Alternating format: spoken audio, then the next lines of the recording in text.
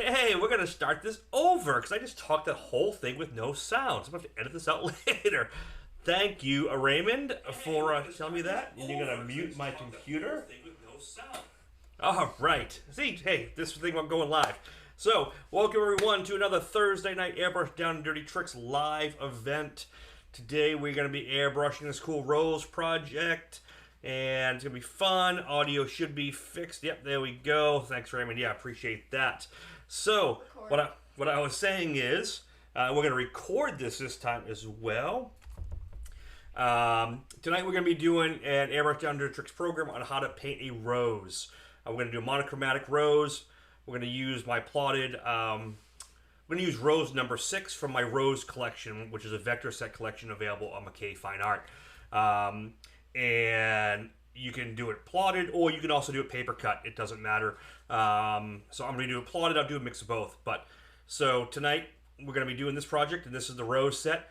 And before I really get started, I want to let everyone know that all digital downloads for the next week or so, week and a half, to August 34th, August 31st is going to be 20% off by using code Down and Dirty Live. You use that code until the 31st of August. Use Down and Dirty Live, and that is going to be a discount. So I shouldn't have used black for the lettering, but I thought I outlined it here. We'll do this so you can see it better.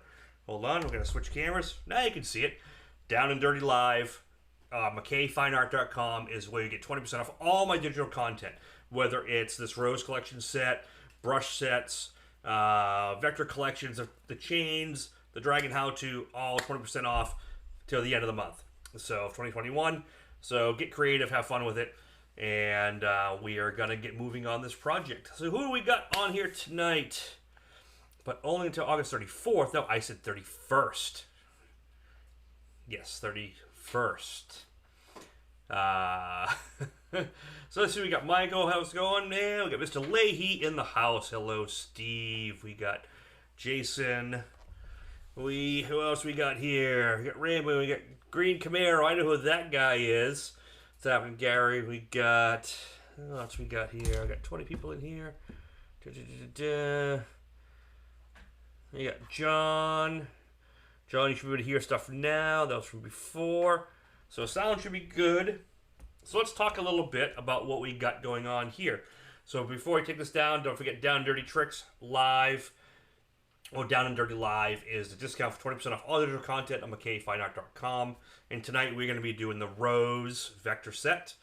And that is a collection that has a dozen roses and some petals and some things like that. And you have positive, negative, you get the full silhouette. Multiple roses with stems, without stems, so you can make a whole arrangement with it. It's really a cool vector. I use a ton. I use the hell out of it. So really good one to get your hands on. All the vectors are very clean, and they're available for everything. They're available for, I put all the file types in there. Adobe Illustrator, Corel Draw. You can use it on anything, whether you're going to Cricut or a Cameo or anything like that. Speaking of which, let me show you what I did tonight. So what I cut this out on, this is a 9x12 panel, and I use the FBS Blue Mask. And this time, we've all known the Blue Mask to have a roll, but what FBS has done is they've done 9x12 sheets. So 9x12 sheets are now available, and they have it available in all their masks. They have it available in the gold mask and the new transparent green. So whether you stick them on yourself and hand cut them, or run them through your Cricut or Cameo, these will run through a regular plotter. But the reason why they're the 9x12 is they're a great size for the smaller craft cutters that you guys can get. So these are really cool. They're pretty new. I didn't even know these were coming out, and I was talking to the guys over there. They told me about them, and so we're gonna do some really cool stuff. In fact, my fish scale download set has a set already in there that's set perfectly to cut on this size. All right, so lots of cool stuff happening. So we got Raymond, new question. What is a vector? Good question, actually. So vector is it's a mathematical drawing versus so when you look at a picture on like Photoshop or whatever photo program you have, it's little pixels that make an image up. A vector is a mathematical path that says from point A to point B is a line and a line, and that's how machines like plotters or like laser cutters or water jet machines cut the shape. And it's called a vector because it goes from point A to point B on a vector, and that's how you cut the shape out. So all these lines here, it tells the machine where to cut, and what I've done is I've cut this out of this plotter material, and this is what we're going to use to work on it. Now, if you're going to not use a vector and you're not using a plotter, you're going to be doing it by hand, you can just print this out and you can hand cut it as you go, and that hand cutter is actually, the vector. Sorry, but if I buy it, I can tell people you sent me a dozen roses. Yes, exactly. Those dozen roses, Gary, are just for you. So let's get into this really quick. Let's talk about what I got going on here. I got a 9x12 panel, which matches up with the size I did for this, so it's nice and easy, especially for you guys who have the craft cutters. 9x12 panel. This is a black aluminum panel I did, and I just did a 1/4-inch border tape. And then what I did is I just used General Mendes Texture Effects with some Createx sealer, white Audubon sealer, and kind of just sprayed it in, so it's just not solid white. It's got a little texture. Before I go into that, I want to retape off this border, because I just want to show you that border before I got into it too deep. And can you pass the X-Acto knife, which is right there? Thank you. So, Carl, I will do my best. Okay, so I'm just gonna mask this off, because I want to keep that black border, because I think at the end I'll put like a red pinstripe on it or some type of stripe on the end. Whenever I do my borders, I always do like horizontals and verticals, or verticals and horizontals. I don't usually do them, I usually try to do it in that order so it's easier to pull off. It's just a habit I got into.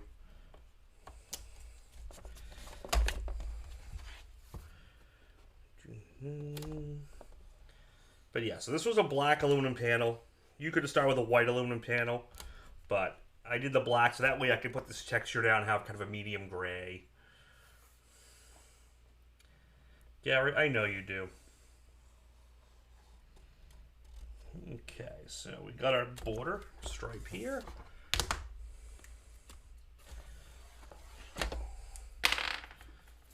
All right. So I want to thank everyone for showing up here on YouTube on a Thursday evening. And thank you for anyone who's downloaded this. If you guys have today, and I know a bunch of you guys in the past. I've had this out for about a month now. A couple months, actually. I did a video on Facebook using it, but this is going to be a different way. Monochromatic, almost tattoo style.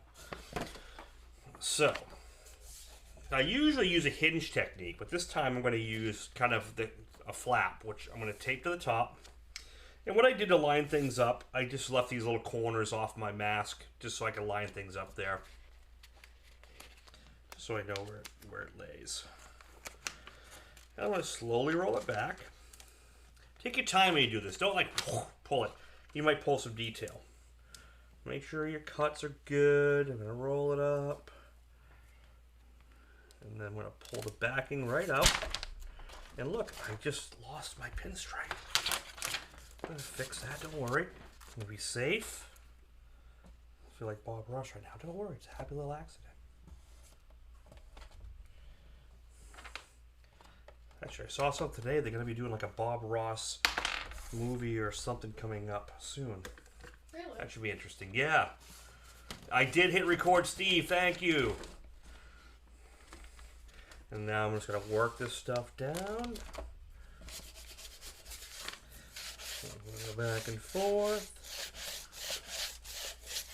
Squeegees are nice. And when you're squeegeeing, you're just laying it down and letting it flow. That way the air goes in front of it and you don't get big air bubbles. What kind of plotter do I have? So I have an older plotter, actually. It's a Roland GX24. I've had Roland plotters most of my career in my shop anyway, but I work with other machines like Graphtech and Allen Datagraph and some other ones. But I have a Roland GX24. Right now it's running about 13 years old. And it still cuts 1/8 inch times Roman lettering. I swear by the Roland plotters. They're just a great machine. They're well priced, and they're just, yeah, they just really cut the detail great. Like I said, if you don't have a plotter, this project is just as easy to do with like paper cut, like taking the same thing and just cutting out the shapes that I'm doing here and working in similar order.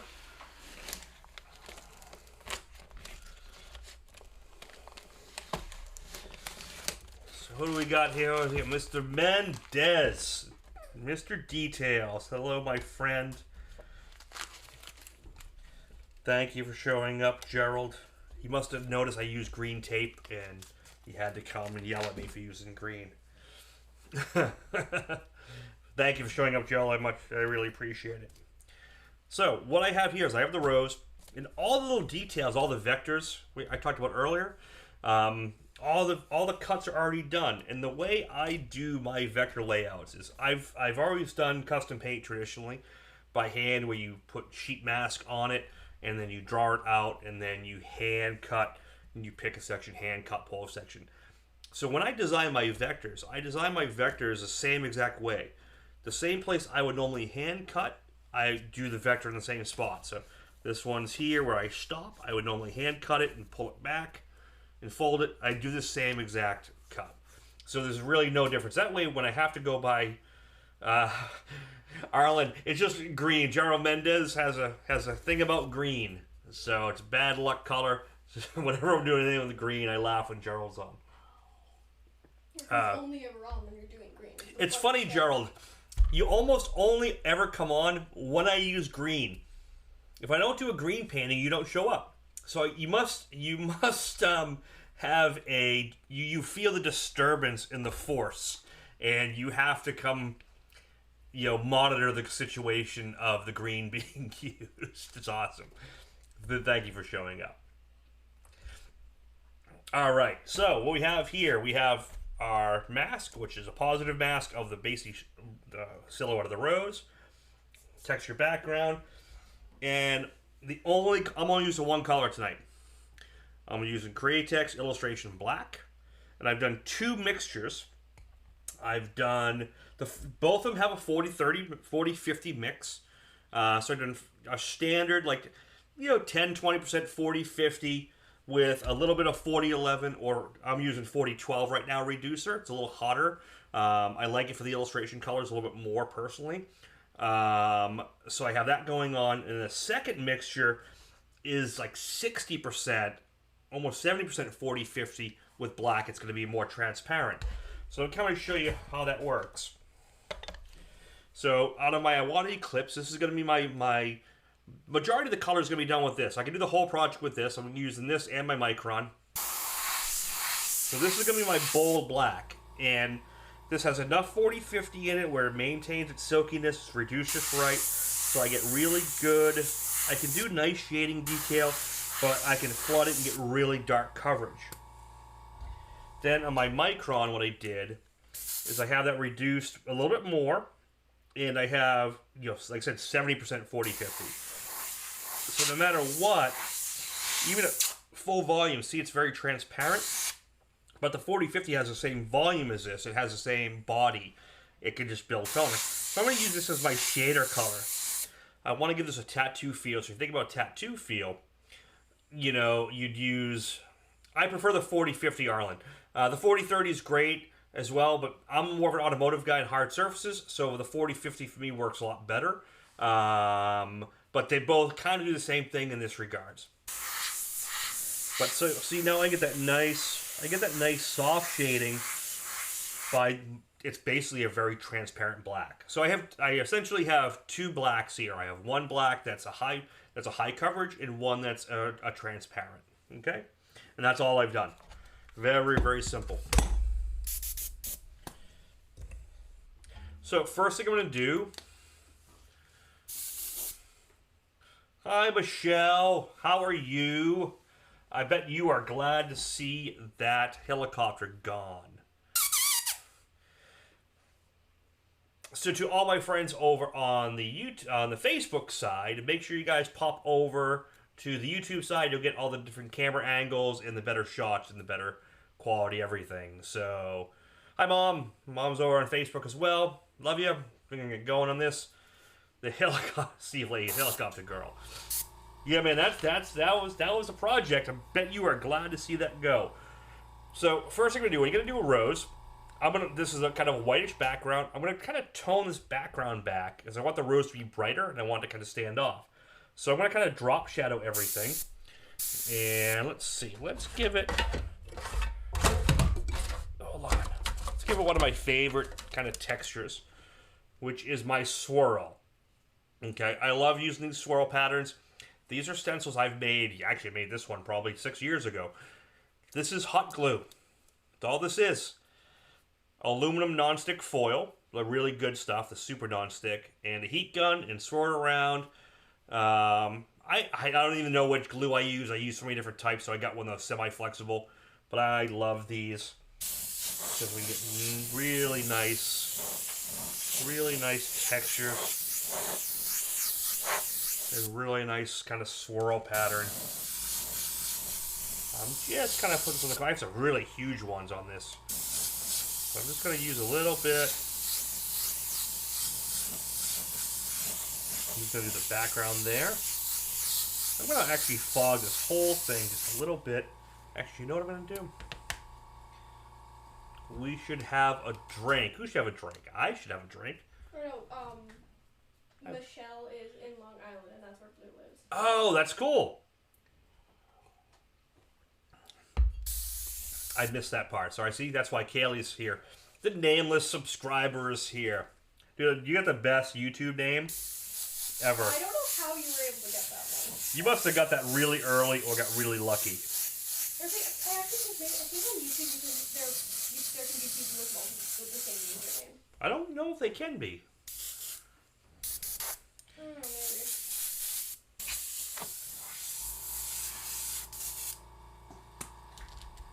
Alright, so, just putting a little shading down. Get this background a little darker. Because I want to work from the bottom up. Well, I'm just doing this, just kind of fogging it in. So I want to give this kind of that tattoo flash art feel. Okay? So Jackie B, first time managing to catch shot live. Well, cool. Thank you for checking it out. Really appreciate it. So I'm going to actually start with the drop shadow first. Don't remember YouTube login. Can't comment there. I appreciate it, Toby. But you can still pop over there and look at it so you can actually see the better. You can comment there. I'll see you. And which is this camera here. And you can see the better stuff there. So what colors are rose? No, Michelle, I'm just going to do this monochromatic. I'm just going to do it black and gray like a tattoo. But easy to just throw a little pink candy over this, or a little purple and pink candy, and make it your own. So first things first, I'm going to do a drop shadow. And see what I did there? So the stencil's here, but I actually put the drop shadow coming off the edge to create lift. But I'm going to make sure I fog around everything. But just a light amount. And I'm going to come into the bottom of the rose. I'm going to come to the bottom of the leaves here. I'm just going to kind of go around the whole silhouette. And then this is where the leaf comes up. I'm going to come up here. And I'm going to drag it right away like that. And that's just a nice controlled dagger stroke. Those dagger strokes, that's kind of the key. You just learn how to do that stroke there. Come down here to the stem. I'm going to come off the stem.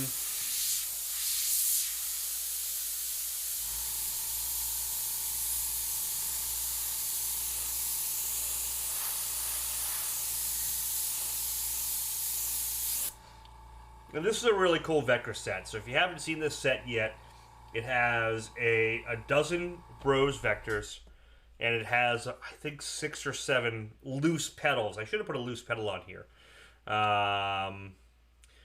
German is, are you going to cover the background? I'm not going to cover it completely. I just want to keep, I'll use a little bit of your texture along with my texture.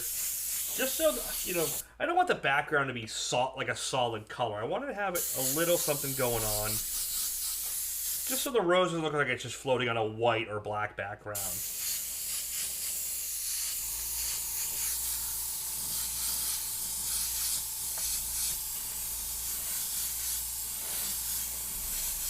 is something you can use whatever textures you want, whatever stencils you want.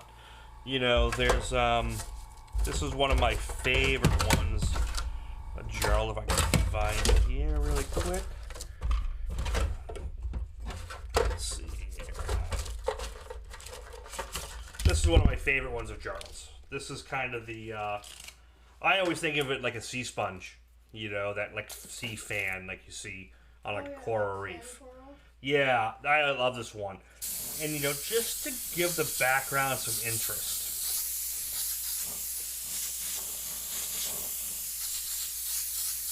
You know, so between the texture I put in the beginning and this texture effects, it just adds a lot. Just adds a lot of interest without a lot of like planning. Yeah, I'm going to keep it all monochromatic. So I'm just doing this all with black. I'm not going to use anything else. I'm going to use black and some erasing. You know, the only other color is the white, which is the panel I did initially. So now we're going to go here.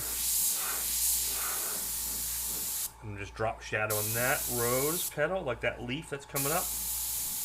Come in here. And this is all done with my Eclipse. My Eclipse, you know, I can do most of the detail with this Eclipse too. So, you know, most of the stuff is going to be done with the Eclipse. I'm just going to use the rose at the end. I mean, not the rose. I'm going to use the micron towards the end for a little bit of extra shading.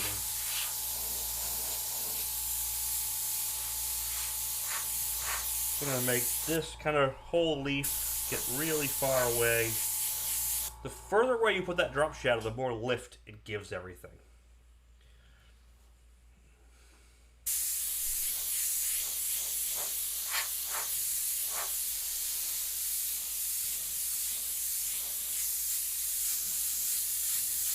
So, like, my whole thing about masking and the way I mask stuff out and plan my projects, especially on motorcycles and cars, because that's what I do a lot of, is I like to work myself out of the project. So I work in layers. So I usually try to make my project so I can unmask without ever having to remask. And if I'm, especially if I'm using a plotter image or vector. So usually what I do is I mix things up sometimes with the plotting image being vector, and then I'll pull that out. And if I gotta go back in with something loose, I'll go in with a paper cut that's the same exact size. So this one lines right up. So I have soft and hard stencils that I can mix in and out. So the way I look at it, I work my way up sequential. You know, the term sequential masking. The term sequential masking is something you'll hear. If you come to my Airbrush Art Circus class or my Airbrush Rendezvous classes, this is something we talk a lot about. So my Airbrush Rendezvous class, my Airbrush Art Circus class is going to come up on October 1st through the 5th. And that's going to be at Anaheim, California, at Coast Airbrush. And I go over all of this stuff. I go over the design. I go over the whole process of working these images from start to finish. And it's going to be a great program. I hope you guys can make it. And for the other thing I got going on, which most people don't know about yet, because we're really going to announce it tomorrow, but you guys are here now. We'll talk about it now. In the end of September, at Createx Colors is a class with Chris Arpin, which was going to have, it was going to have Simon Murray. Simon Murray is going to be coming out, but because of all the new regulations and guidelines, he's most likely not going to be able to come. So I am going to come out and help assist Chris Arpin with his class, and we're going to make it really cool. So that's going to be in Connecticut at Createx Colors. That's already sold out, so, you know, can't really get anyone on there now, but I want to let you guys know it's happening. We're going to make a full announcement tomorrow, but you guys will see it. And so let's get going on this. So I kind of got this here. I got my background.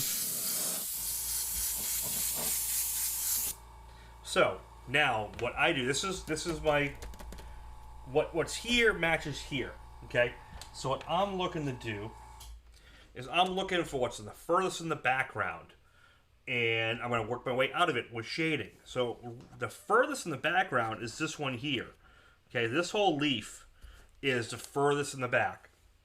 So that is the first thing I'm going to take off. So I'm just going to use my X-Acto knife, or you can use a pick tool, you can use a plastic razor blade, you can use these slice tools, whatever your preference is. I'm going to pull that little piece out. I'm going to pull this whole leaf out. And this whole leaf actually has a little cut just down the center. And what I'm going to do is I'm just going to just tap, like, see, I'm like a 1/4 inch away from the edge of that.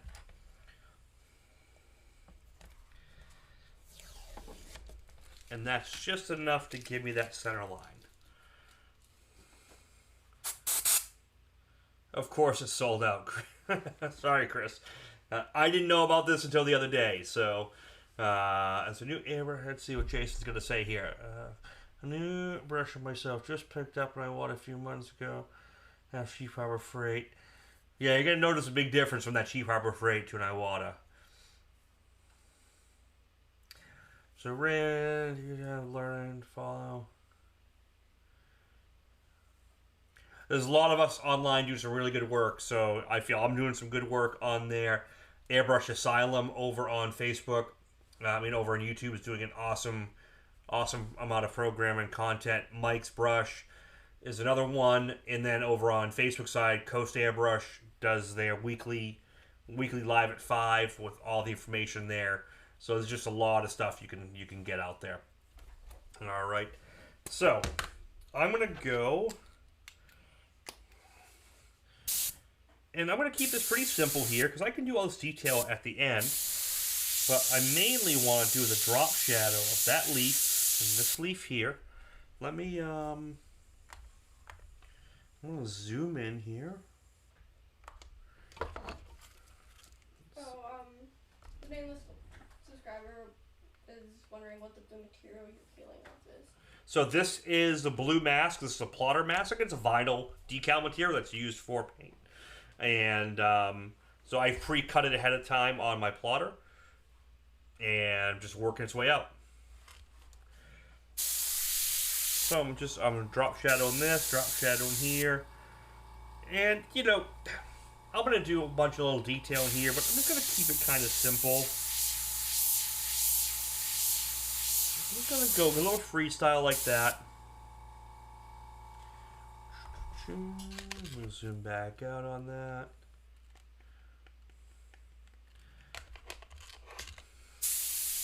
Josh Sweeney, how you doing, my friend? Josh is over on the Facebook side. I'm going to hit you. I'm going to hit you. I'm flowing from that center out towards the lines. There's so much little detail in here. So what you could do is you could fade a little bit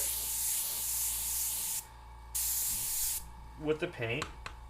And then you could come in with an eraser. And I could go in and I could hit little details like that. And just kind of start working all the little veins of the leaf. This is, depending how much you want to work it. This is an electric eraser that's made by Iwata Medea.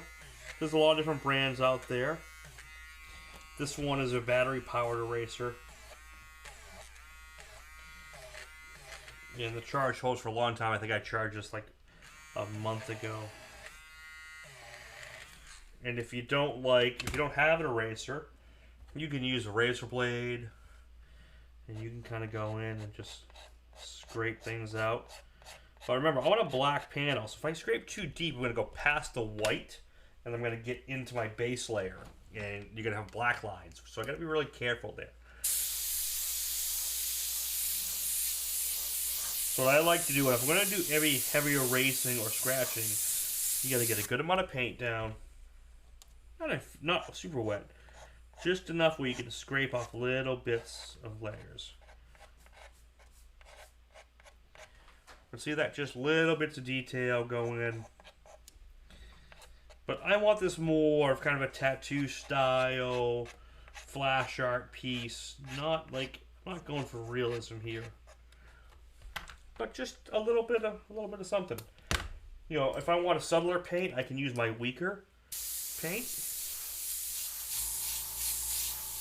I can go in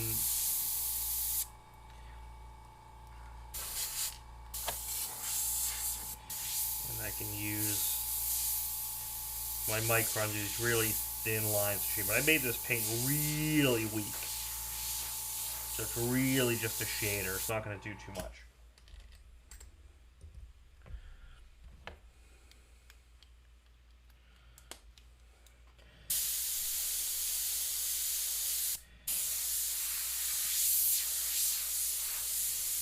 Alright, so that's just that one leaf. It's just there. That's set up. And this can afford to get kind of dark, and that's going to be pushed in the background. I can go back in and add some white highlights at the end if I choose to, but I'm going to try to do this with just black. I'm not going to do any white highlights at all. Hello, Ron. How you doing? So, this is my first one.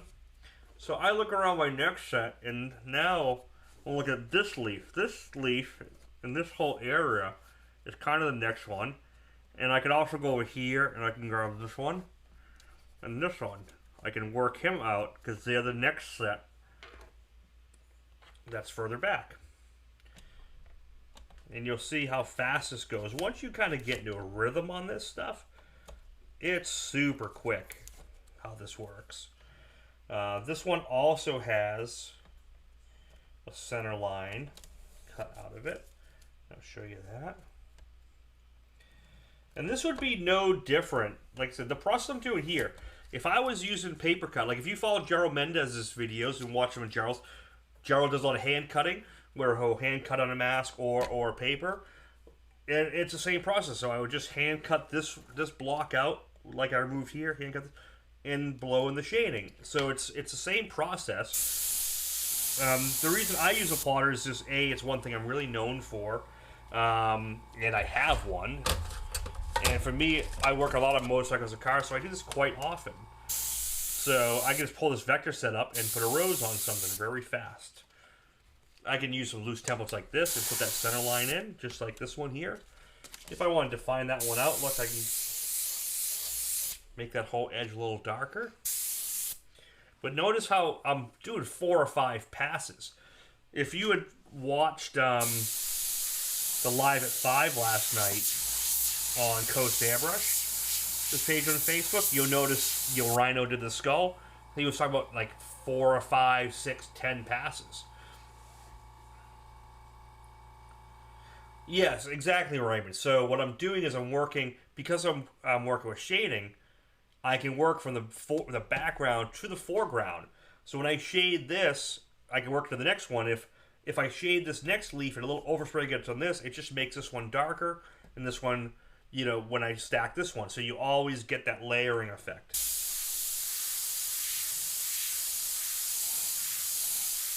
In my Airbrush, I paint a little higher than most just because I came from a t-shirt background. Coming from a t-shirt background, I used to paint it, you know, mostly 60 to 80 PSI.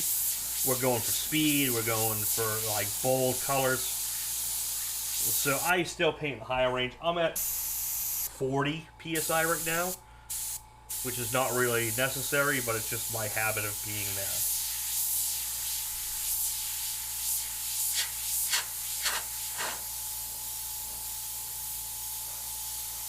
So now this leaf here is causing a drop shadow on this one, so I'll make sure I get that.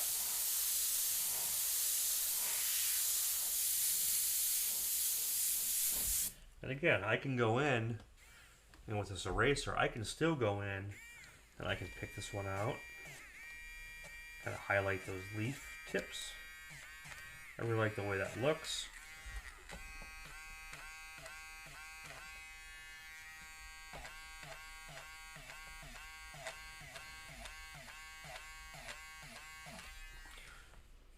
Now we'll do some more here.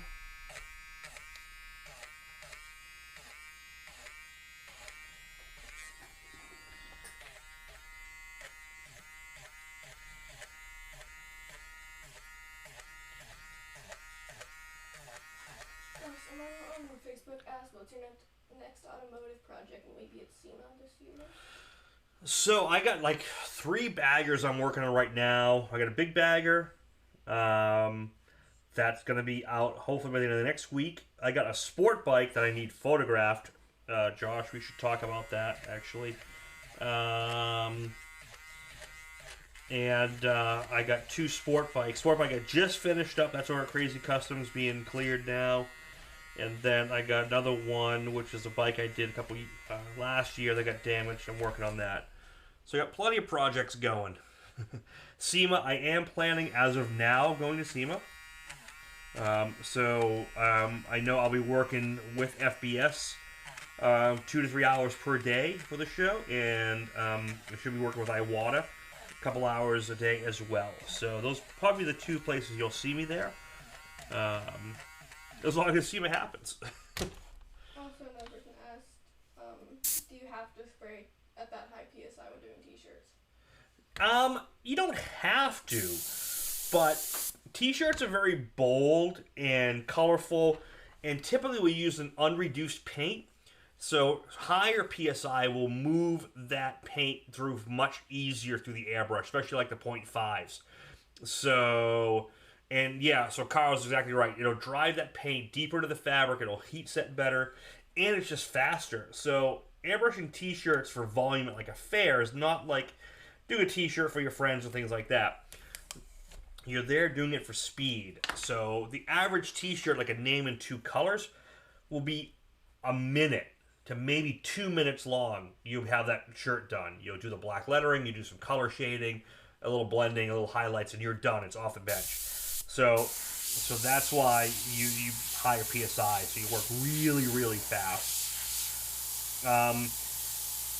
And to a degree, you have to run at a higher pressure just because of the if you're running unreduced paint, which is what we would normally do, what I would normally do, is the higher the PSI, it'll run that thicker paint more efficiently through the gun.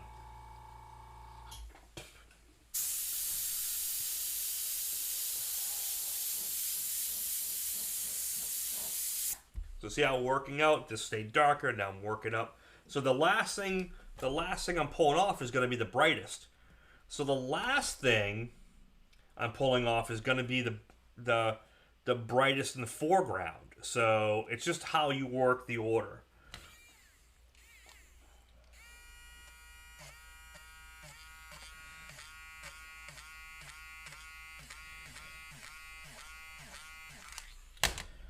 These are really fun projects to do. And if you do custom motorcycles, you're going to come across roses. Custom cars or memorial work. Roses are big.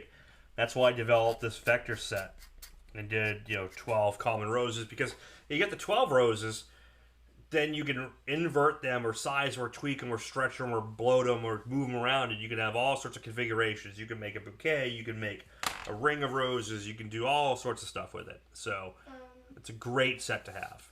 You asked if higher pressure affect tip dry at all? So not typically. It can affect tip dry a little bit, especially if you work in like a higher temperature environment, or like when we work at the malls, a lot of times we work from CO2 tanks. And CO2 tanks, if you go too higher pressure too fast, you can get some freezing. But usually it's fine. Another eradication technique to do other than erasing is, this is a water brush, and I have isopropyl alcohol, 91% isopropyl alcohol in here. If you're using solvent, you can do it with reducer, but I can go in and just brush over it and get these, just melt the paint basically. This is something you want to practice, because it can really ruin your day if you put too much too fast. But it's a technique I just wanted to share a little bit. I talked about it last week when I did the zombie one. I did a little bit of it.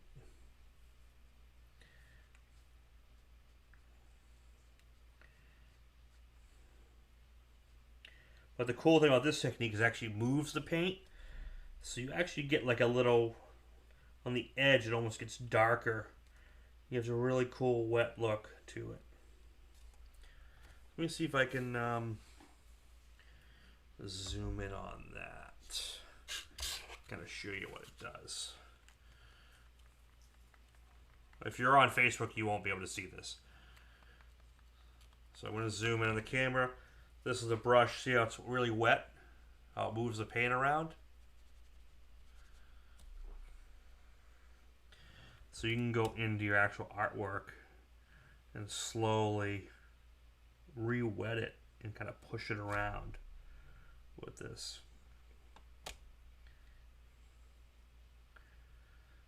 But it can be overused really easy. So just to play with it. See, it gives that nice soft edge. Just something to mess with. Is it a refill brush? Yeah. So all this is this is just a water. It's a water, like a watercolor brush, and I just put 91% isopropyl alcohol in it, and went from there. So that's really it. See how it's? You can put water in here. You can put anything in these, but I just put a little isopropyl alcohol. Works great. Something to mess with. Something to try.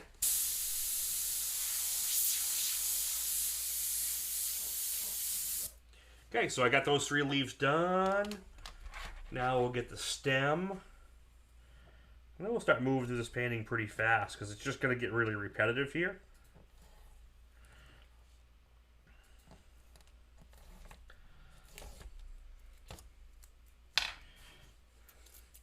And I kind of get this one little thorn here.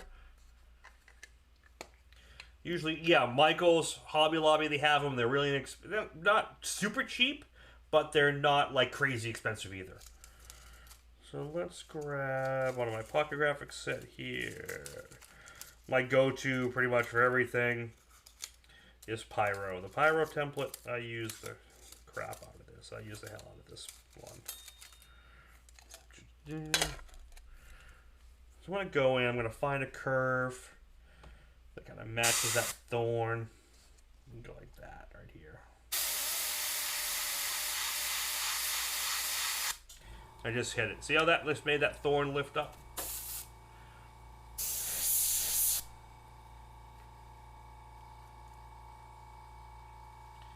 Daniel subscriber said last time I asked you if you used Molotov markers, I was asking about the masking ones, the ones that lay down glue on surfaces not to be painted. Have you ever used those? Oh, yeah. Actually, I did a video on those a few months back, actually.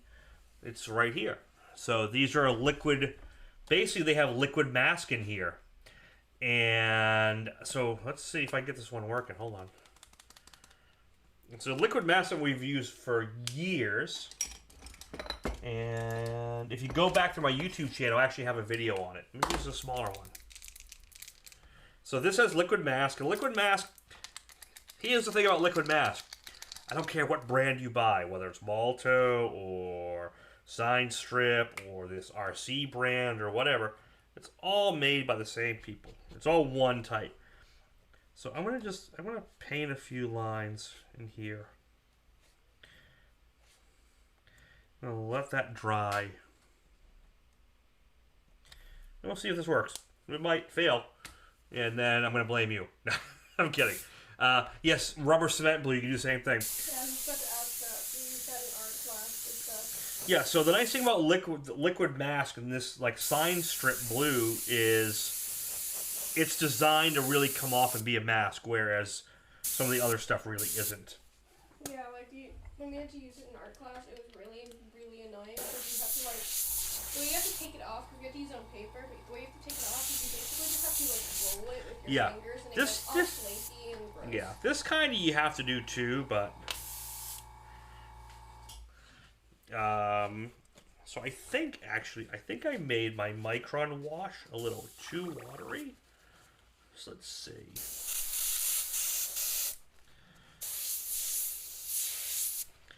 So I'm gonna put like 2 drops of black back in it. Oh, I should open it first. Boop, boop, boop. There we go. It will make this a little stronger. So this stuff it's dry. So if I go in now, I'm going to do kind of my core, just a core shadow on this leaf.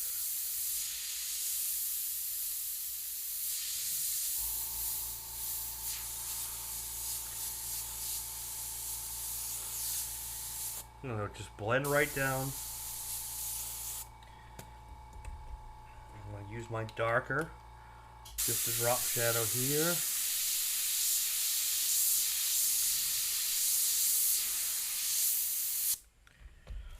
I'm going to separate that leaf a little bit using my Pocket Graphics edge here, just so you can see that edge.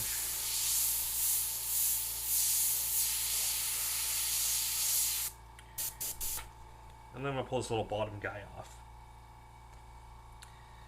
So now that's the pure base color. We'll give it a little center hit. Now let's see if this comes off here.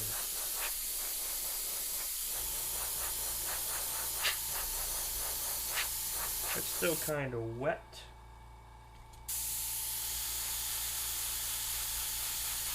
There we go. Coming off. So that's, so see how that's, let me see if I can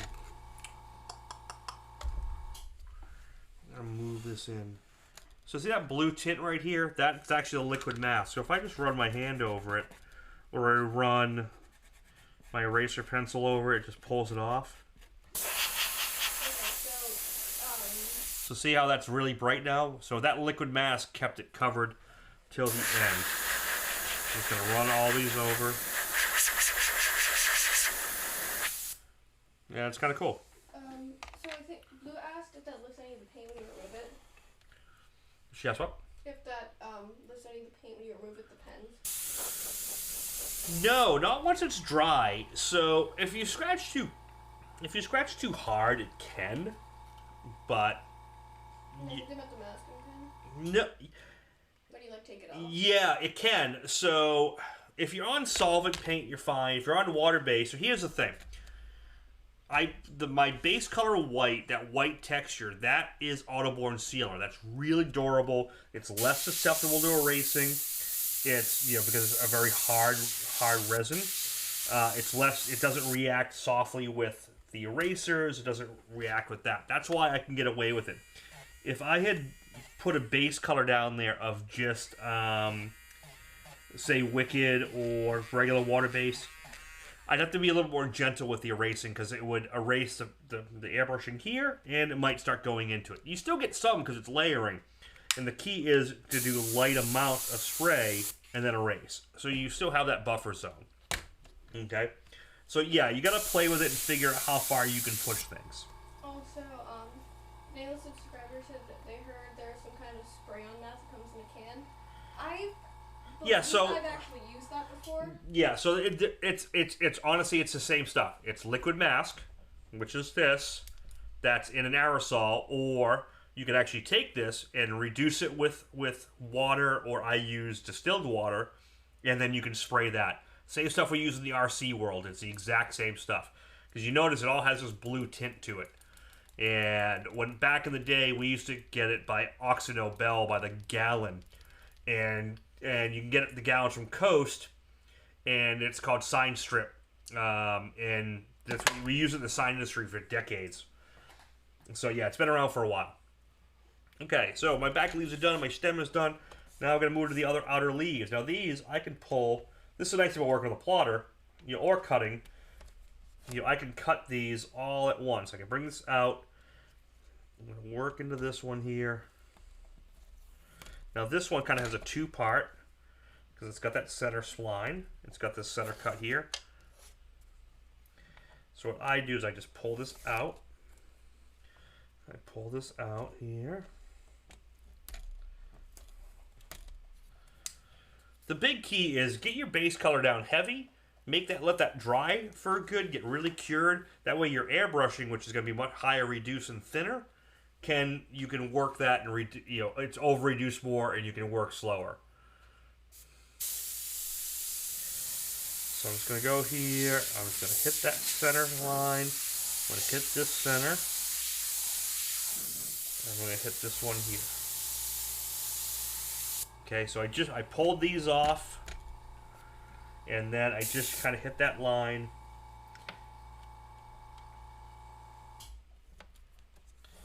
I just work it down from here.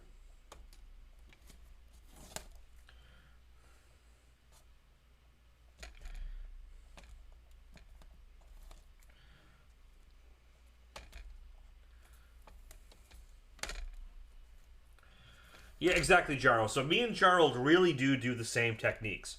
Just I'm more versed in the plotter in the software, so I do it by vectoring the design, whereas Gerald will paper cut, print it in paper cut.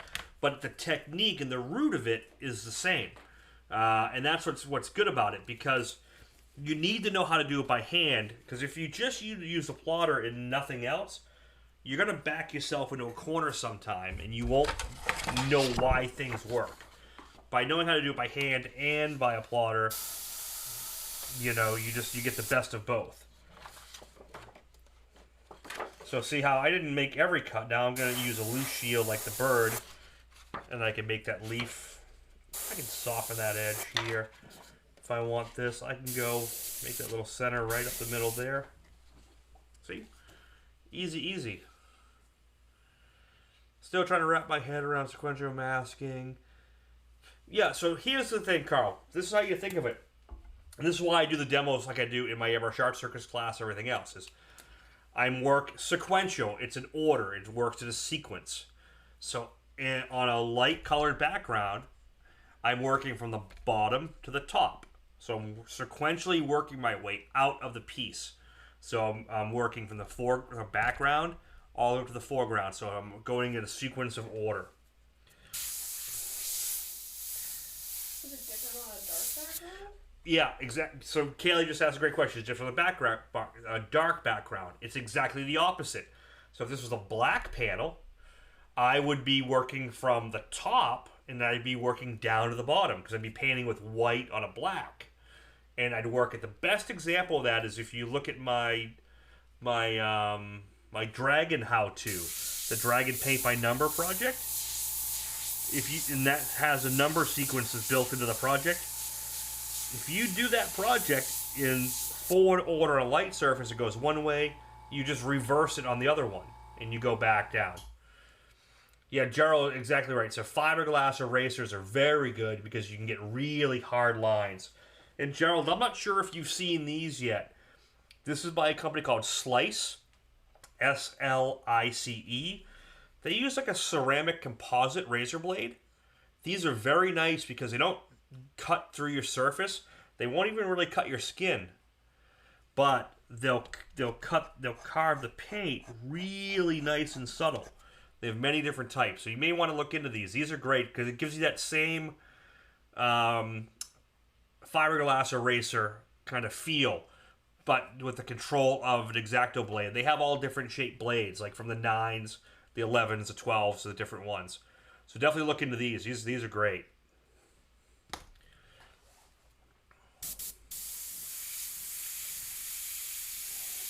So just doing these leaves. Working sequential. My live feeds here, I try to do these in roughly 2 hours. If I'm doing this on a customer bike, this same 2 hour project, I'll probably spend 4 on it and add more and more detail and work it. So name a subscriber, let's see. So I was going to ask if, I have plastic razor blades. I use those a lot for picking vinyl. And then these are the new ones. The center of that row would be perfect spot for a skull. Yeah, I mean, you can do a skull here really easy. There's all sorts of stuff you can do. It's all the same technique. So my goal at my Airbrush Art Circus program and things like that is to show you tried and true techniques. And those techniques, and you can add your own flair. You can add your own style, your own design into it.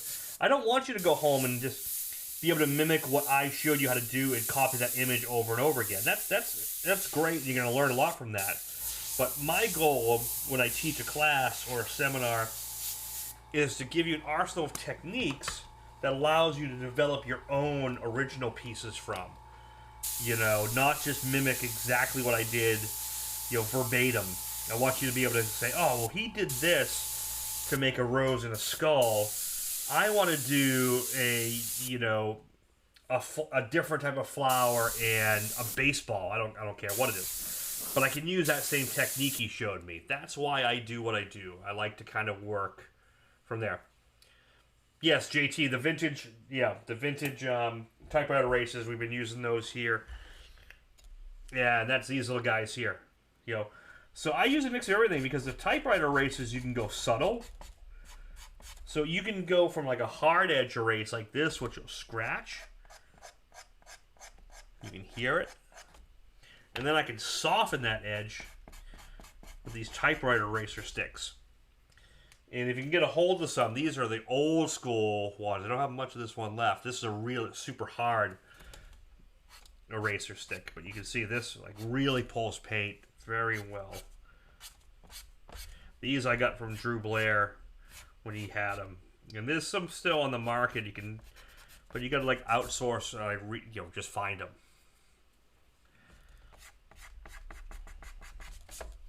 But see, I'm just working my way through. And we got a good crowd going in tonight. We got 51 people here on YouTube. We got 11 over on Facebook. So for you guys on Facebook, if you don't know, the really good camera angles is on the YouTube side. So if you can click that link my daughter's pinned, and that will get you over to the YouTube side. And you can see really good camera angles and switching. The reason I switched over to YouTube is, if you decide you want to do this project, you can go download this project and from my McKayFineArt.com store, and you could view this and you could size it, change it if you want, and all the other ones. And right now everything is going for 20% off to the end of the month. So if you're just coming in, and you're not going to see this on the Facebook side, but if you go to McKayFineArt.com and you use use the code down with the and symbol, down and dirty live, that gives you 20% all my digital content to the end of the month, which is all my projects, my chain vectors, my dragon vectors, all that stuff. So definitely get over there and check all that stuff out. Okay, so what do we got? We got these roses. We got one more set of flower here. Then we're on to the actual rose itself. So I'm taking this guy.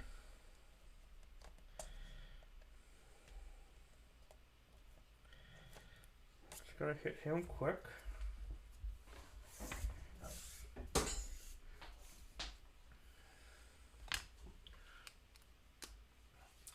We'll be picking up the... Steve, the fish scale vector is fun, man. So if you go back, I think 2 weeks ago I did the fish scale. That's a fun vector. I have a whole slew of new vectors coming out. A bunch of patterns coming out over the next few weeks. I just need to find time to kind of get them all together. I just got to find time to get them all together and get them up on the site. In the middle of doing my customer work. So again, now I'm working this front leaf here. I went here, because I know this section is behind this section, and this is behind this. So sequentially, I'm working in that order. And it sounds more confusing than it is. When you work with it, you're like, oh, you do one or two of these, it starts making total sense. And once you figure it out, it just opens up a whole new world of planning out your projects. David Tim, Spiderweb Vector was one of the faves. Yeah, the Black Widow project was one of my first major, how-to, and I think that's a total of, it's almost 3 hours, I think, of how-to. And these are free. It's a free how-to. If you want to do the project, then you download the vector, and that helps me out, and, that money keeps these things going. Nothing's ever fully free. Give you the video for free, I do this for free, but... with the hopes that some of my content gets downloaded, some of my paintings get bought, and everyone learns from it.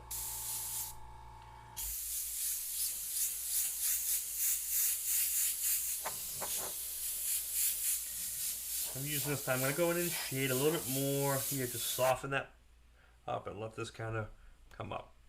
Blue, thank you very much for that. That is a huge, huge super chat. I think that's the biggest one I've gotten on a single. Thank you very much for that. It's much appreciated.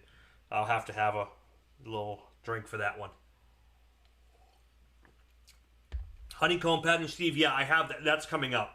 I have a whole series of probably 6 or 8 different patterns I've been using over the past couple years that I think you'll really, really dig. Okay, so this is where I start getting into the rose itself. We're going to go a little bit more subtle here. And we're going to go a little slower. So what I'm looking at is, if you look at this rose petal and this rose petal, this is kind of wrapped around. So this is in the foreground, and this is in the background. Well, if you look, it kind of folds here, and this rolls all the way around. And that's the furthest one back. So working sequentially, you know, this is the first one back. It's kind of like a paint by number, if you really think about it. This is the furthest one back. So I'm going to grab this. So watch what I'm going to do. In 2 motions. I'm going to grab this. I'm going to wrap around here. And see where it stops? It just doesn't pull anymore. I'm going to stop right there because that's this line. Okay, that's where that line stops. Now, if I was hand cutting, this is how I would hand cut. And I'm going to use my thinner paint. I'm going to hit that. And go around the edge. I'm going to work with mostly my thinner paint now. So if you're just using an Eclipse, what I would do here is add about 20-30% more 40-50 or 40-30. Shake it back up, get it thinner. So it's not thinner with reducer, it's a thinner body. It's more transparent. Okay? I'm going to hit you. And this one's kind of, this is the light's coming down, it's kind of casting a shadow like this. Okay, now I'm going to pull this whole section off right here. Okay, see that nice little fold, how it comes down? And that's going to transition and be more of a shadow that this is casting.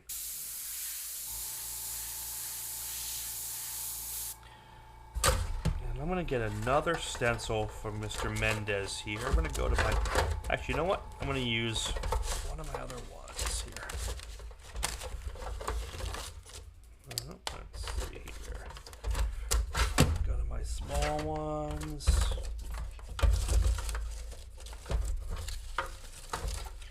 Details. So here's a very small version. I'm just going to put it right here. Very subtle. Let me see if I can zoom in on this. I'm going to zoom in so you can see it. Okay, so see this little texture right here? This is one of Gerald Mendez's Texture Effects 3s. And it basically, it's just kind of giving that little feel of like, you know, the texture and the membranes of a rose. It's very subtle. It doesn't have to be a lot. Just, it's there. You can put a little white in here if you want to do it. If you're using a lot of certain colors, can you have a bottle of it that is bigger than the 40-50? Yeah, you can do that. So, you know, the 40-50...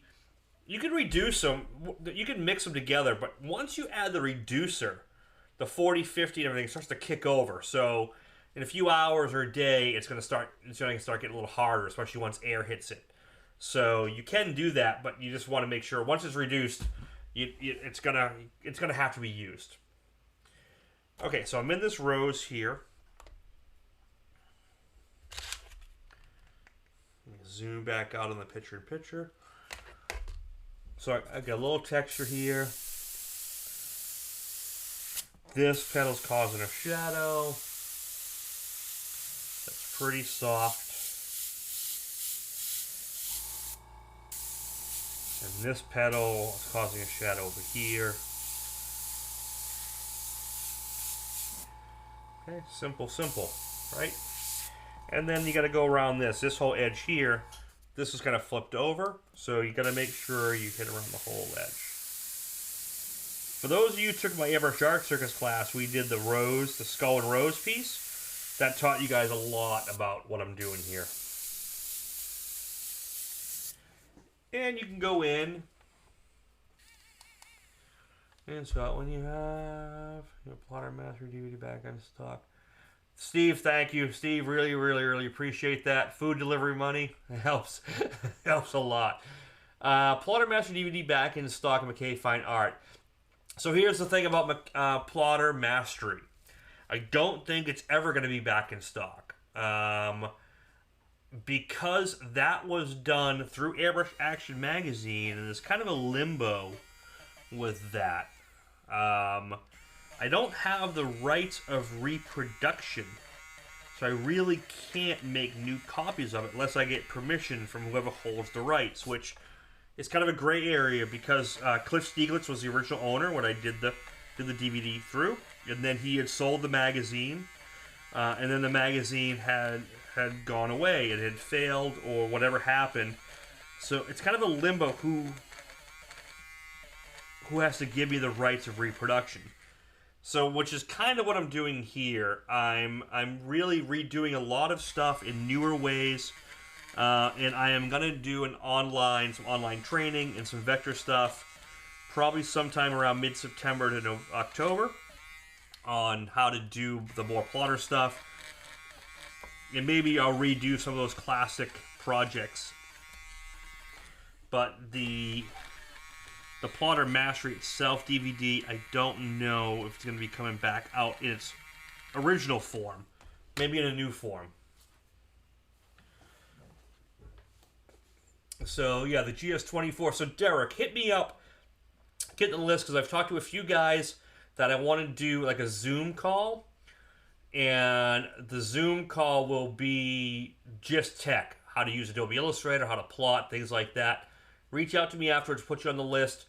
Because I wanted like 4 or 5 people to start with, and it'll be an hourly charge type of thing, but it'll be one-on-one. It'll be like a private workshop with just a handful of people. So if you're interested in that, let me know, and we'll go from there. Okay. All right. So we got this guy done. We're good here. Okay, so now what I want to do is I gotta pull. There's all these little guys that are inside. These are kind of like, where the leaves all fold. So there's these 3 guys up here. Let's do those 3. Oops, I'm using that. Use my X-Acto. I really want to thank Steve and Blue for the super chat. That stuff really helps these. The amount of planning that goes into these is kind of more than people would think it would be. So I really, really do appreciate that. Okay, so these are the ones I'm pulling right now. So these are like the folds, the inset holes. And then right here and right here, everything is really in the background. Because again, I'm working from background to foreground.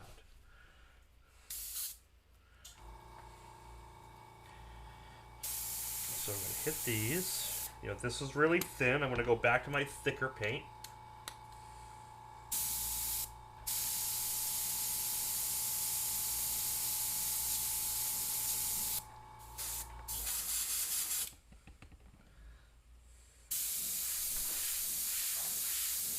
And again, if you notice, I'm working very subtle. I'm not flooding paint. I think the biggest mistake most people make when they get an airbrush is they start flooding paint there too much. Notice how many passes I'm doing. I'm doing, almost dozens of passes. Okay, I'm not going boom colored 1, 2, 3, 4, 5 to get to like a full black.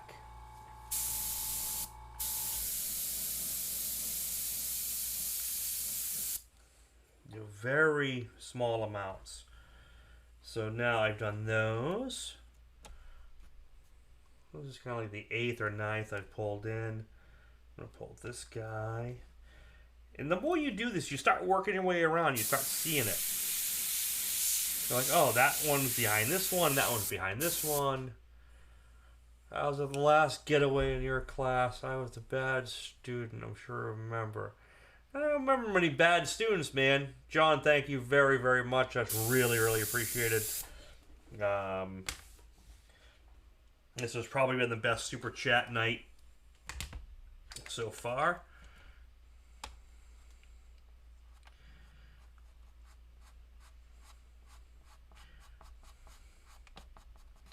I'm going to say, like, I did the getaways, the circuses, ABU, and I never had any bad students. You know what I mean? So I definitely don't think you were a bad one. I have a few I remember more than others. for various reasons. But like I say, I never had to kick a student out of my class. So, and if you know the way I am, if I have to, there's a chance I could get heated enough to actually kick someone out, but I never have. So that's good.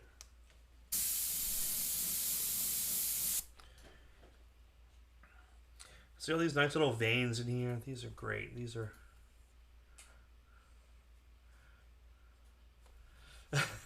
John, I appreciate it. Yeah, you know, and that's kind of the reason I brought it over here, because you can do that on Facebook, but I can't do it on my personal page. I can only do it on the business one. And the way the algorithm is set up on the business one on Facebook, if I don't like pay for advertising, you're not going to see when I do the videos as much. It's just, and you know, 2 days later, there's somebody posts on Facebook, you don't even know where my videos are anymore. With YouTube, the nice thing about it is you can come back and you can find this video anytime on my channel without a problem. So that's why this has been a huge benefit to doing it here. That's kind of why I did it. But so you notice I keep working my way around, and you do one or two of these, you'll really understand it, how to do it. And you kind of just work to see which one is where. I'm going to pull this guy out because that's the front pedal for here. It overlaps that, and this one kind of twists, and you'll see it here, and you'll kind of just watch. So this pedal causes a shadow, comes down to here, this comes to here. Watch, I can actually pull this one off right now. And just see it starts, like everything starts wrapping itself around each other.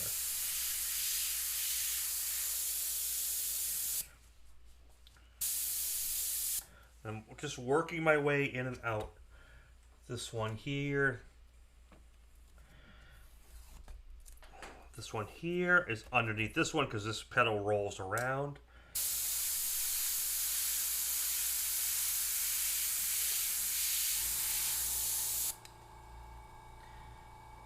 Up. Now you see how that rolls. Super easy. What we got? Pickles the Carney asked, I'm on the market for a small detail airbrush. Any suggestions? So, here's the thing. This is Iwata Eclipse. Okay, this is a 0.35. Not crazy. I can do 95% of all my micro details with this brush. Just because I've learned the control and I've learned the way to do it. So I can come in and I can do super fine pid lines consistently once my paint's reduced. Okay, so really focus the time practicing on a good mid-level airbrush. If you want super detail that you can do constantly all the time without a problem, this is where the microns come in. This is where the Micron SB is, or the Micron CMB is. This is the high end of the spectrum. Okay, this one, you know, I can do the same little lines, but I can do it a little finer, more consistently with this brush. It's 3 times the money, but I'll do it way more consistent. In between that, I don't have this loaded with paint, but this is like the Iwata CH. So this is a 0.3. And this is basically what all the other brushes that claim to be, you know, super fine detail brushes. This is a 0.3. You can do almost the same detail with it. They're a lot less money. They just don't have the fully matched head. And these will really, you know, this will do it. So I like the CH Highline. It's probably my favorite mid-level brush. But stick with the Eclipses for a while. And then, you know, definitely look into the Microns or the new Takumis coming out. You'll be all set. Derek Thorne, thank you, Derek, very much for that super chat. That is awesome. You guys are great tonight. Really makes this go well.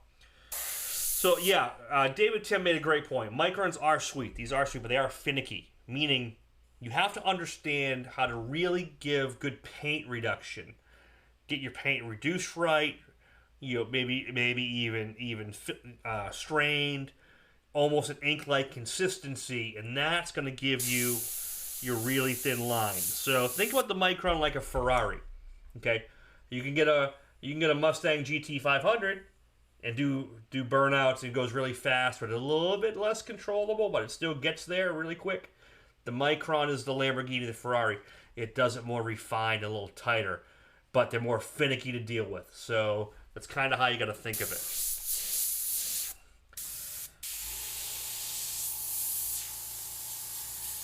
So there's that rose petal there. Let's go in with this eraser and just hit. Yeah, so I like the CB, yeah, or the SB, and with the new Takumis coming out, which I wish I could show you, but I can't show you that right now. The Micron Takumis, which are the newer version of the SB, they're just awesome. And, you know, they're really awesome. And the Eclipse, too, the Eclipse SB, the Takumi Eclipse is going to be an awesome brush as well.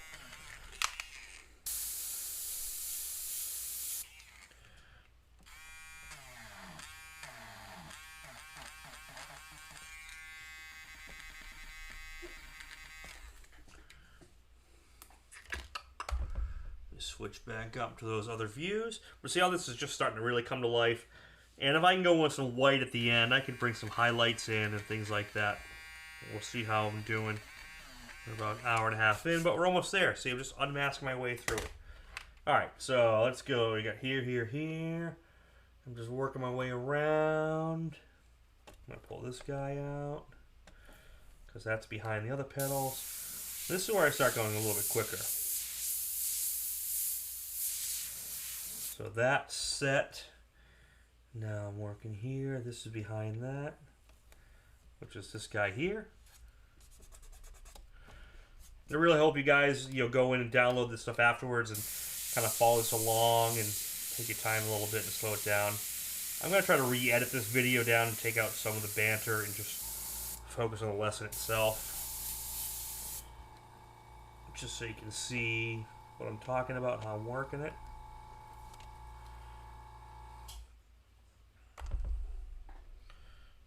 Let's get that more centered on screen here.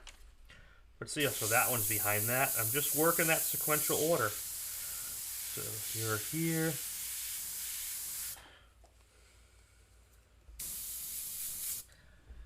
And then you.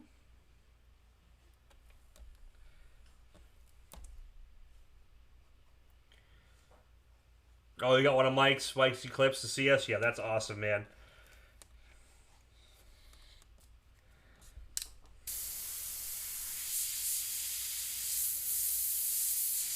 The Eclipse is a powerful brush, and it's one of those, if I was to have like an apprentice, and I've had some, like Wayne, LePage, and Corey Linehan, and a few other guys that helped me out, I basically told them, you got to learn how to do all this stuff with the Eclipse and a regular airbrush first, because then when you learn how to do it, when you get a micro in your hands, you'll be better at it. You'll be better with it, and just kind of work your way up. Give us a comparison contrast between the traditional Eclipse versus Takumi. So John, here's the thing about the Takumi is it's the same as the Eclipses were, and then the Micron version is the same. But so we'll talk about this. So this is the standard Eclipse. Okay, this is not the Takumi. From the trigger to the end of the needle is this length on this one. On the Takumi, it's about a little over a quarter inch shorter. So that means is your movement here at the trigger at your pivot point is more exact here because it's not as far away from the trigger. So it's a little bit more exact. And it uses a newer cup that's more of gravity feed, kind of like what I have here. So it's just, it's subtle improvements on its operation, and it turns it into like a gravity feed, side feed, is what it mainly does.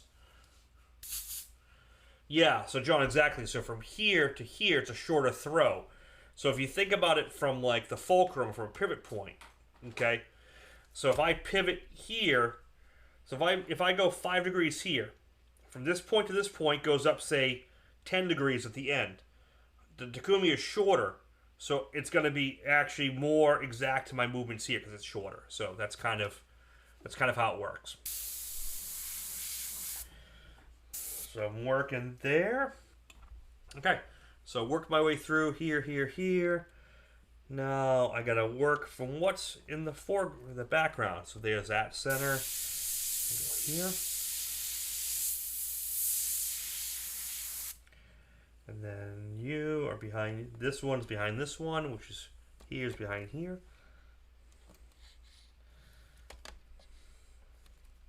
Let's see if just working my way through.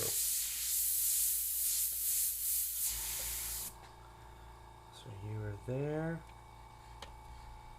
You're there.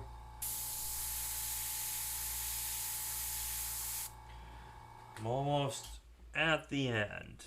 Now this one here, this little guy is behind here. I said you could do this all by hand and just hand cut each section. It's gonna be the same result at the end. The nice thing about a plotter is if I'm doing a motorcycle car and I gotta do 20 roses or both sides, I can do this way faster and way more efficient.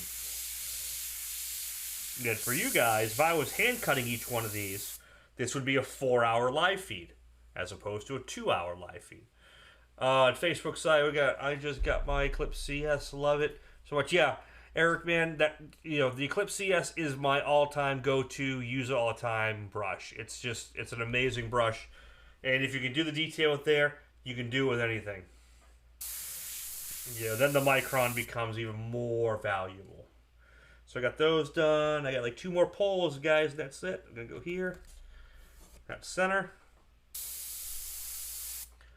I'm gonna get you really dark in here because this lip is folding over to this one.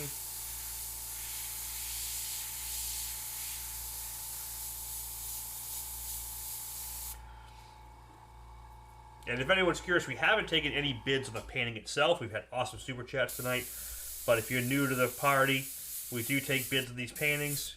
And if you're interested, you can be the proud owner of this one once it's done. Subtle there. Subtle there.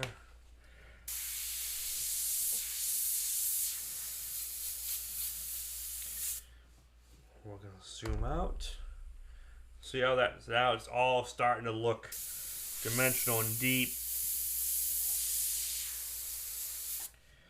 And then this last petal here is this front leaf, which is curling up. That's why I left it for the last. You'll see how that comes out. And so that's the brightest. It's the furthest in the foreground. That's why it's the last one. I'm just going to core shadow it, bring it up. Now it looks like it rolls up like that. So typically the bids start at 150. That's where we pretty much started them. And paint like this, I will let go for that or anything above that. Because I take these, I clear them at the end, we go through and polish them. So what I'm going to do, I like the way this looks. I want to give it a little tone. So who's wrong? Mr. Churchill is here. Mr. Churchill, the creator and the founder of the Airbrush Art Circus, which is coming up on first week of October down at Coast Airbrush. Rob is the man behind it.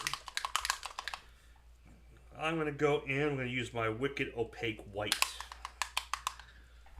I'm going to put some final highlights here. So that is coming up October 1st through the 5th, Anaheim, California, at Coast Airbrush. So I'm just going to put a little bit of white. I want to put a little 40-50 in it just for a flow enhancer. And I've been using 40-12 all night. I'm going to put a decent amount of 40-12. We're going to mix this stuff up.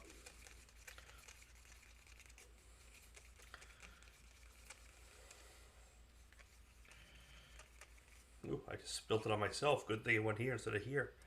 That would suck.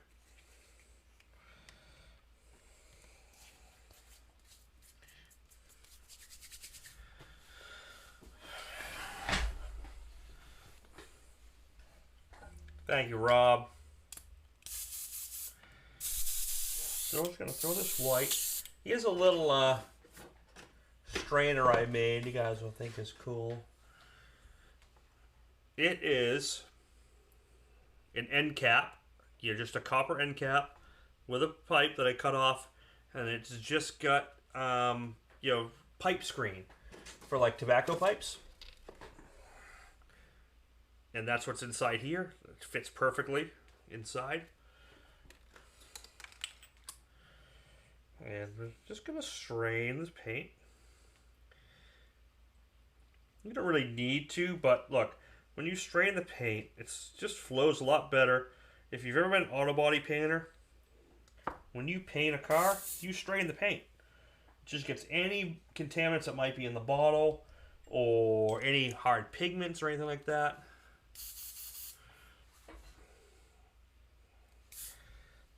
It's really good. So now I'm going to go in. I've reduced it. I'm going to soften up. See how that's starting to soften it up?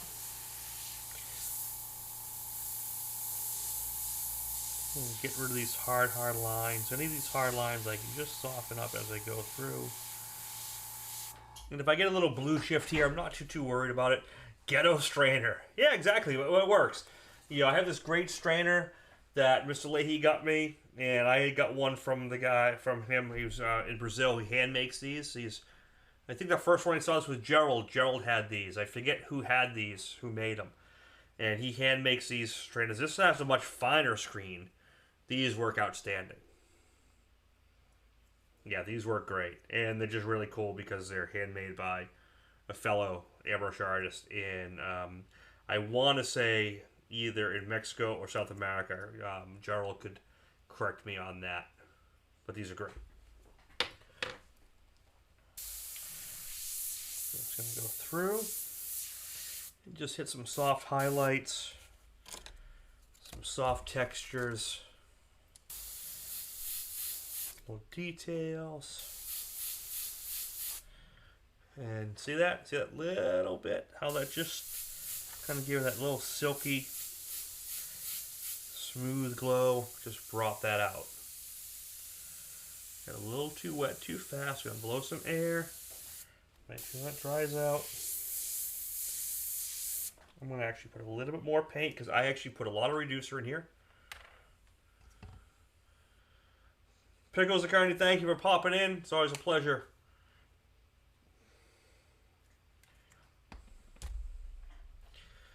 Paint boogers. Yes, exactly. Look, I don't care when you bought the paint. It could be brand new out of the bottle. Sometimes there could be a little chunk in it. And I've been doing automotive paint for a long time, buying $40 a gallon paint. You strain the paint before you spray it on a car. Because maybe you got a little contaminant from your bottle. Maybe it's from your cup. So I always strain my stuff. Okay? It doesn't take long to do it. I've seen people go, I shouldn't have to do it. Well, guess what? You have to do it. Little bits like that help. And I think it actually helps the paint kind of coagulate and mix together. Yeah, and if you have paint that's been around for a long time, like, dude, this black I used tonight, this bottle, because I only use it here in the studio for filming, this little 2-ounce bottle is over a year old, okay? So I've done a dozen videos with it, so who knows how many times I've opened and closed it, little air in it. There's gotten a little bit of dry paint inside. Okay, so just strain it out.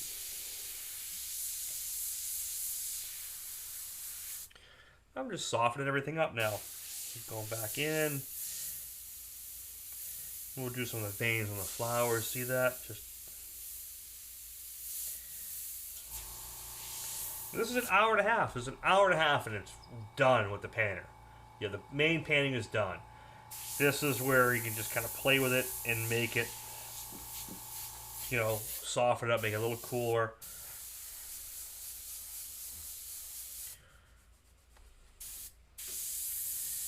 Soften some things, edges. You can go with a paintbrush and add little veins, whatever you want to do. The nice thing about this plotter file is there's a dozen of these and you can do all sorts of stuff. Blue, thank you very much for that. Really thank you for that super chat. That was awesome to see. For me, it means a lot. You know, these 2-hour live feeds have at least 4 hours into them. By the time I'm done setting cameras and get everything ready, so it's really appreciated. Soften that up.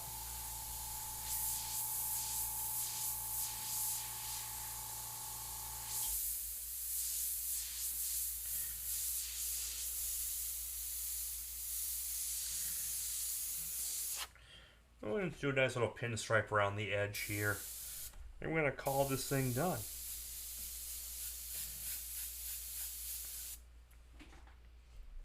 And when this is done, the lines are crisp, but they're not overly crisp. It doesn't look stenciled. It's smooth. It's clean. Now I can go back in here and freehand some of this stuff off. And kind of get rid of that hard edge if I want. And do extra folds and wrinkles and things like that. So you can just soften things up. Just however you want to do it. Doesn't take much. You can spend about 5, 10, 20 minutes here. Just keep refining the painting as you go. Or I could now, if I wanted to make this pink, I could tint over with pink. I could do color tones. I could do all values in it. However you want to do it. Okay, it's a really fun piece. It teaches you a lot, especially if you guys mentioned sequential masking kind of lost in you. This project like this will really teach you how to deal with sequential masking. Oh, name of subscriber said, still get the lumps at the bottom of the airbrush cup, not to mention the buggers that build up from moving the needle back and forth. So in the long term, does it really matter if you strain it? Yeah, it does, because the paint shouldn't be drying in the cup and boogers on the end so much from the paint running through the airbrush. It's usually because there's already predetermined problems that you've strained into it, that you didn't strain into it, and they've kind of built up and got to the end, so the pigments have settled down. If they're old, so straining it does make a huge difference, especially in colors like white. If you're getting a lot of weird boogers and stuff like that in the end, check your air source, and you may want to look into a good moisture trap or fisheye filters. Or if you're really high temp, you could be force drying the paint on the tip. So there's a million things that cause little tip problems, but straining really helps.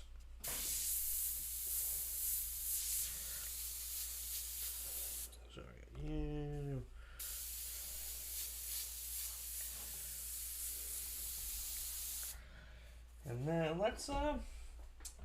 let's give this a nice little pinstripe border, and we're gonna call this a night. Carl, I appreciate it, man. I enjoy doing this stuff. I really do. I enjoy teaching. And there's a financial benefit to the end, when people download my downloads and come to my classes and workshops. But realistically, these are free. Those are free videos, and I do enjoy doing it, connecting with everyone, especially during this whole COVID thing. Not getting out and seeing people as much was kind of a bummer. So by doing these, it kept me connected with everyone in the industry, and some of the other guys painting like Steve Leahy and Gerald and all the guys who've been doing their feeds and Mike's Brush, and I really kept us all going in the industry itself by everyone kind of doing these to the best of their ability or time. So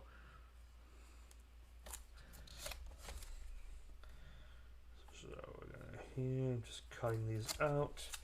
Just gonna do a quick little pinstripe around the edge. I should have changed this blade. It's a little dull, but we'll get through it.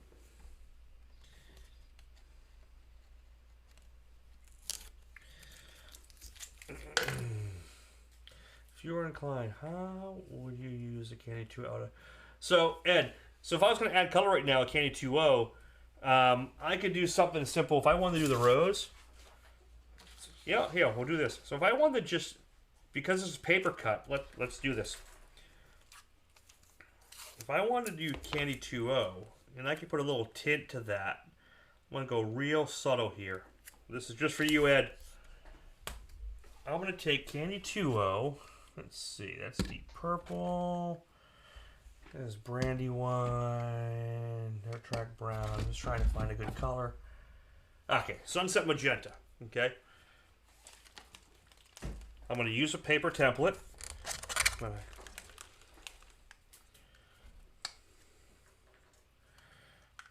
going to put this in here. I'm going to mix this 1-to-1 with 40/50. So that's a little reduce. That's the candy. 1-to-1. I always mix the 40/50 or 40/30 and the candy first. You get that moving around. Okay. And then you reduce it. Don't use 40/12 in the candies. It tends to have problems. The 40/11, 40/13 is more formulated for it. Put a little reducer in there. I'm going to put a very small amount here, Ed. This is just for you, buddy. I'm going to pull up this airbrush.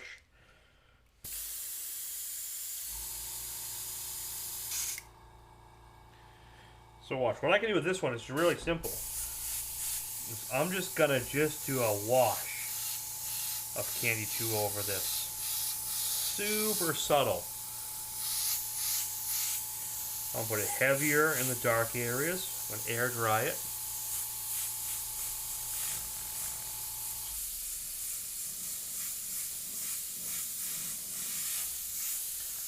Now watch. I'm going to pull this tape off. You'll see how much that little bit actually did. Let's see. I'll pull this off. See that subtle tone? And I can push more. Thank you, Brother John. See, now it got a little stronger.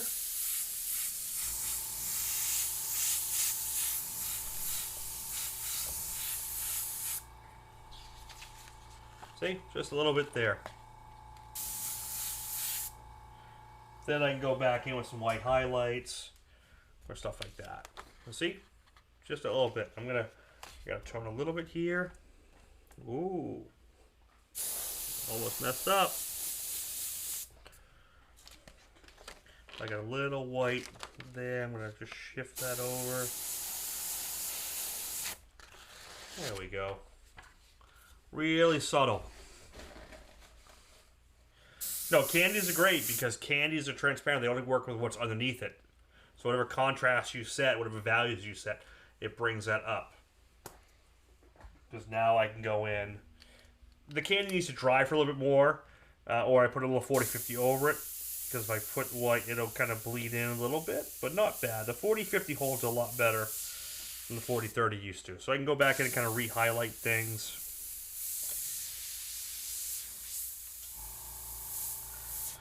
And something like that. Okay, so that being done, I'm just going to put a bright red pinstripe around the edge.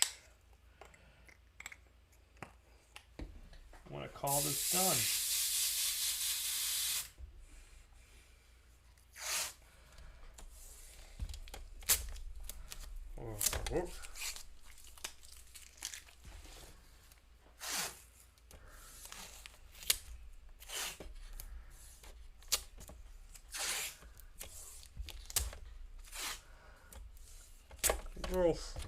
A little further out so I don't get any overspray. Angle the airbrush away. Usually if I'm like in the shop, I'd like really just cover this up.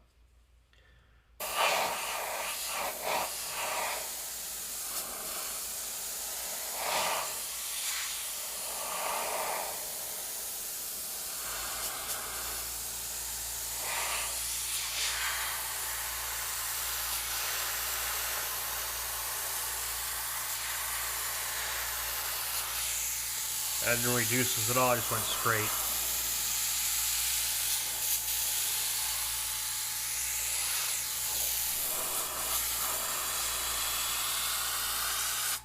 Whoops.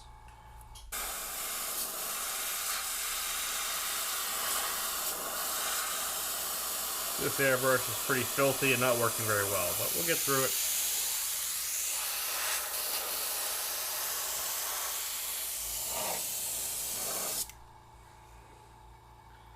What to do with excess paint? Yeah, you just throw it out. It goes in the trash. Once it's reduced and in your airbrush, don't put it back in the... You put that back in your brush, back in your bottle, you're asking for problems. It's been exposed to air, reducer, outside contaminants. You're putting those contaminants into a bottle and sealing it up. You don't know what that's going to do inside. So...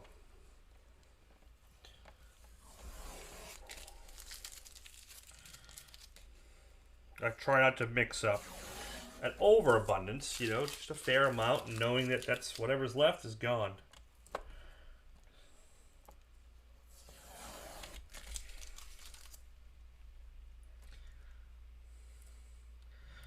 That is one of my Star-Lord airbrush, yes, exactly. I got 2 of those.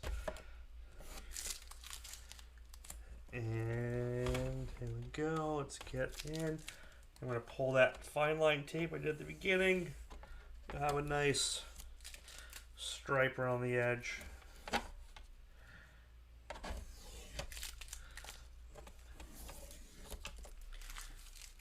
I think I'm going to have to go back in and tape it. I can see a little white edge, but there's no bid on this, so this one's staying here.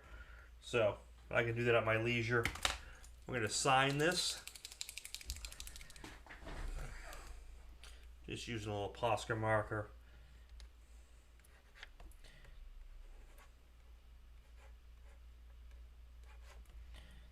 $2021. And this sucker is done. That is the project, the rose. There's a dozen of these on the site. So go to McKayFineArt.com. You can download this whole set right now this week. Well, for the next week and a half, it's 20% off. So a dozen roses is going to cost you $18 and it'll last you forever. Cheaper than buying roses for your significant other. And this will make you money. So go on to McKayFineArt.com, download this, use the Down and Dirty Live discount code for the 20% off. And if you're interested in learning more of this and how I do it, come to my Airbrush Art Circus class coming up at Coast on October 1st to the 5th at Coast Airbrush in Anaheim, California. And then stay tuned for next week. We'll do another one of these. Make sure you subscribe, sign up for notifications, and hope you enjoyed this feed. It was a fun one to do. Went a little bit quicker, about 15 minutes early. I thought I was going to do this maybe about an hour and 20. That one's 45, not too bad for a full painting. Really cool. Hope you guys enjoyed it. Watch it on the replay. Check it out. Make sure you subscribe, and see you at the Art Circus and everything else. See you all next week. Have a great weekend. Thanks all for watching. We will talk to you all real soon. See ya.